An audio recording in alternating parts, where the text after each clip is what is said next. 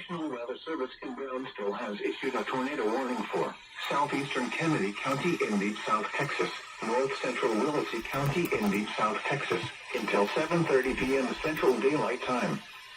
At 6:49 p.m. Central Daylight Time, a severe thunderstorm capable of producing a tornado was located 12 miles south of Kennedy County Wind Farms, or 13 miles east of Armstrong, moving southeast at 40 miles per hour.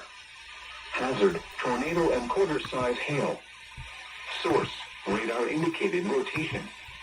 Impact, flying debris will be dangerous to those caught without shelter. Mobile homes will be damaged or destroyed.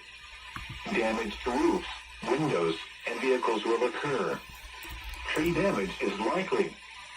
This dangerous storm will be near Port Mansfield Airport, and Port Mansfield Chamber of Commerce around 7:15 p.m. Central Daylight Time. Take cover now. Move to a basement or an interior room on the lowest floor of a sturdy building. Avoid windows. If you are outdoors, in a mobile home, or in a vehicle, move to the closest substantial shelter and protect yourself from flying debris. Heavy rainfall may hide this tornado.